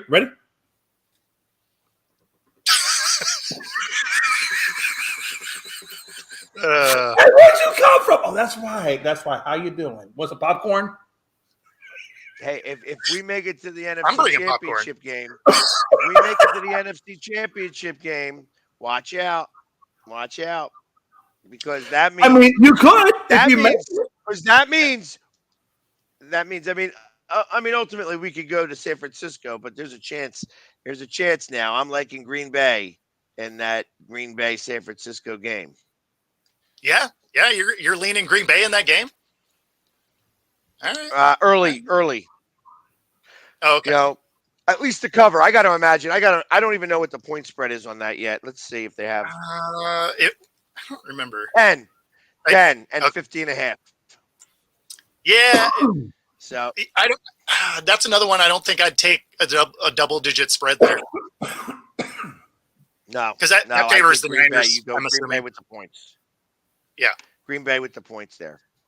Yeah, I'd have the Niners win outright, but yeah, I'd have Green Bay covered. John Lester posted identical 3.64 ERAs with both teams and a 6.36 winning percentage. How about that? That's kind of nobody could say he wasn't consistent, right? Yeah, for all those people that just heard me read it out loud, that is complete consistency. Yeah. So that's actually kind of amazing. Yeah. So I guess he played for other teams too. So he had, wow, Bo. 3.64 ERA wasn't his total ERA. Bo, your mom just said Green Bay over San Francisco. Bo. Yeah, Bo. The thing that's take funny. the weed away from mom. Mom No. just smoking the pipe a little bit too much. You say, Mama? So Mama, you had too much. Here's the thing that's funny about my mom is she likes like four or five teams, right? So sometimes like when you're reading through it, you're just like, I mean, because yeah, she'll rep for Green Bay, the Raiders, the Hawks, and the Ravens. Those are the ones that she tends to like, and then really any team that's playing against the Cowboys. I gotta be honest with you. Any woman named Feather Freebird, all I can think about is the little sunflowers in the hair back in the '60s. Look a lot of. Bro, I'm gonna call it right now. I think you were conceived at Woodstock. If your name is Feather Freebird, you're either conceived at Woodstock or you got the feather in the cap. You know what I'm saying? The Indian, not the dot, but the feather. You know what I'm saying? So, and there you have it. Well, thanks for showing up. Nope.